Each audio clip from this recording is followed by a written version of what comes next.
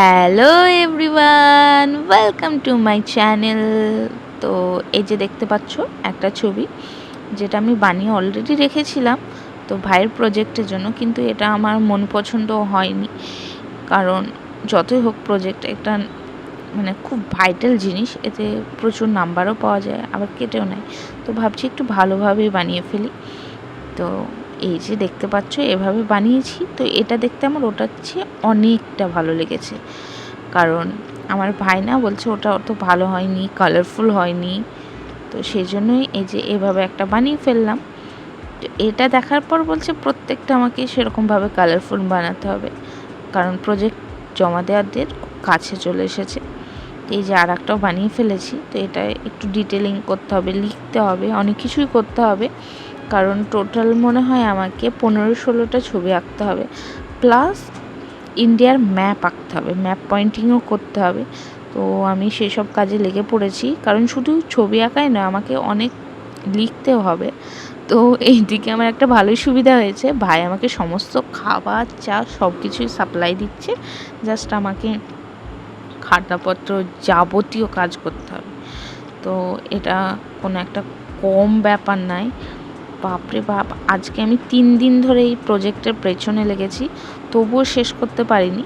তো ভাবলাম একটা ব্লগ বানিয়ে নিই, তোমরাও দেখো যে আমি কিভাবে আমার ভাইয়ের পুরো প্রজেক্টগুলো কমপ্লিট করলাম।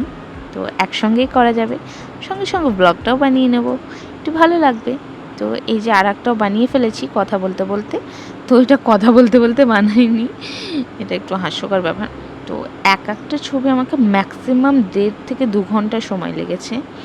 তো এই সময় তো আমার প্রচুর ঘুম আসছিল, তবুও কিছু করার নেই। তো খিদেও পেয়ে গিয়েছে, ভাবলাম খেয়ে নিই। তো এদিকে দেখছি মা পোলাও রান্না করেছে, তো পোলাওটা খেতে গেলাম।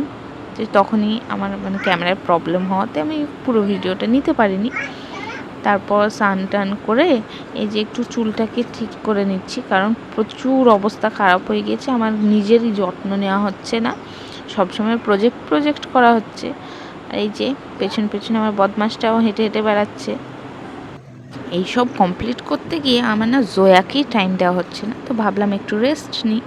তো সঙ্গে সঙ্গে চা খেতেও ইচ্ছা করলো, তো চাটাও বানিয়ে ফেলছি। আর এই যে ও ঘরটা লাগিয়ে দিচ্ছে বারবার, যেন আমি বাইরে না বেরোতে পারি, আমি খাতাপত্রের কাছে না যেতে পারি। তো খুব হাস্যকর ব্যাপারটা লাগলো। তো এদিকে বাইরেরটা দেখছি একটু মেঘলা আবহাওয়া হয়েছে। তো আমাদের চা বানানো কমপ্লিট। তো জয়াও বসে পড়েছে, ও খাবে বলে। তো ওর জন্য বিস্কিট নিয়ে এসেছি, কারণ ও চা দিয়ে বিস্কিট খেতে প্রচণ্ড পছন্দ করে। আর এই মিষ্টি হাসিটা দেখার জন্যই আমার এত আনন্দ হয়।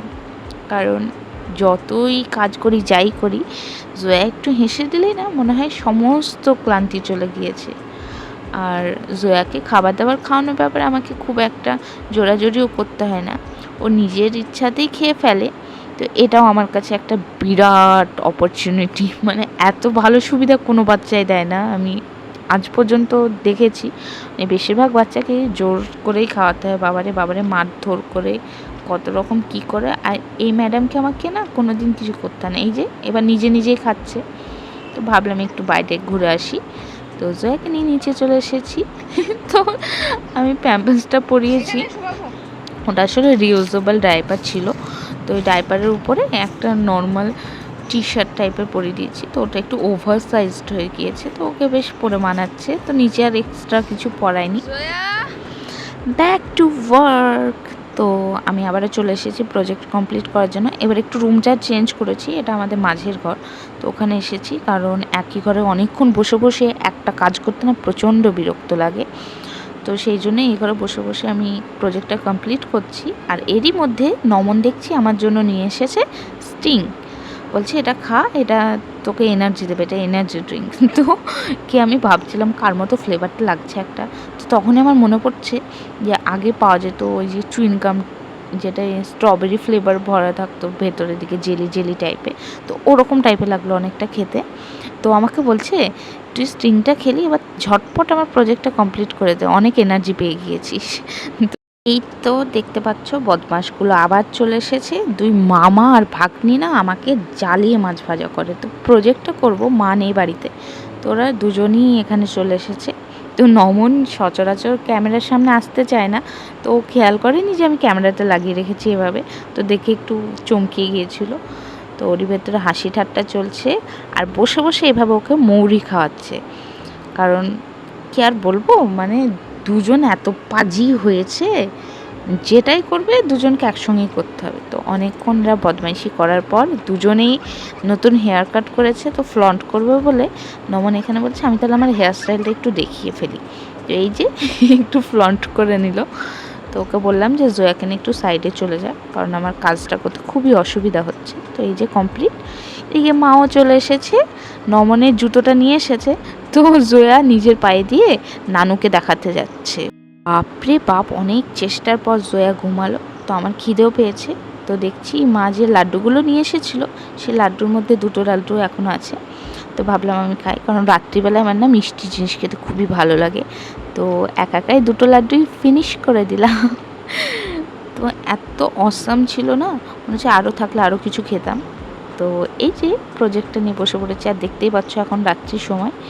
তো আউটলাইন বানিয়েছিলাম, তো আউটলাইনটাকে এবার একটু কালার দিয়ে একটু কালারফুল বানিয়ে নিলাম। এই যে কি সুন্দর না হয়েছে না, আমার নিজেই বিশ্বাস হচ্ছে না যে আমি এত সুন্দর একটা আর্টিস্ট। আর এখানে ইন্ডিয়ার ম্যাপটাও বানিয়ে ফেলেছি, এবার একটু পয়েন্টিংটা করে দেবো, তাহলেই হয়ে যাবে, রাত্রের মতো সমস্ত কাজটা খতম হয়ে যাবে। তো এই যে নেক্সট ডে, এটা হলো দুপুরের সময়। তো ভাবলাম মার্জিনগুলো টেনে রাখি, কারণ এবার আমাকে সমস্ত লেখালেখির কাজগুলো করতে হবে, কারণ ছবি আঁকা প্রায় কমপ্লিট হয়ে গিয়েছে, কিন্তু লেখার জন্য আগে আমাকে মার্জিনটা টানতে হবে। এই মার্জিন টানতে না আমার এতটা বিরক্ত লাগে বলে বোঝাতে পারবো না। এরই ভেতরেও জয়া আমার কাছে আসবে বলে প্রচণ্ড কান্না করছে, তো ওকেও নিয়ে নিলাম আমার পাশে।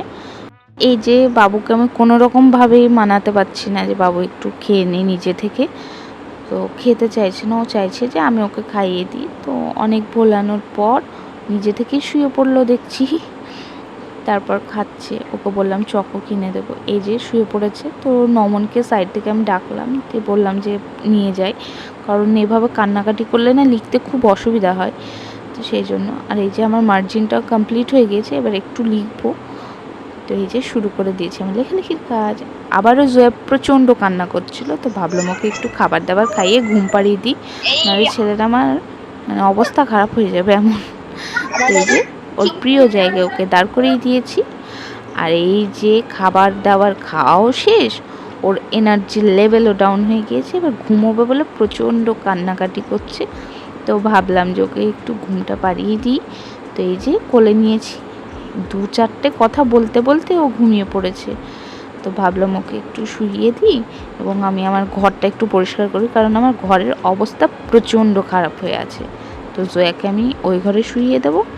আর এই যে দেখো আমার ঘরের অবস্থা, তো ঘরটাকে আগে ঠিক করি।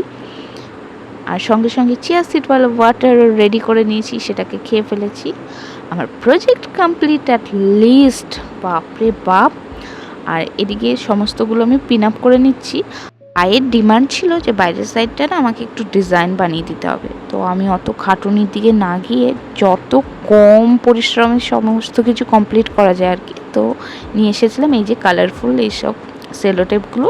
তো ওগুলো কোনোভাবে সাইডে আটকিয়ে দিয়ে আমার প্রজেক্টটা কোনো রকমভাবে আর কি কমপ্লিট করলাম। এইভাবেই আমার 5টা প্রজেক্ট কমপ্লিট হয়ে গেছে অ্যাটলিস্ট। আমার না এবার প্রচণ্ড ঘুম পাচ্ছে, আমি কোনো রকমভাবে তাকাতে পারছি না। তো thank you for watching and good night, by.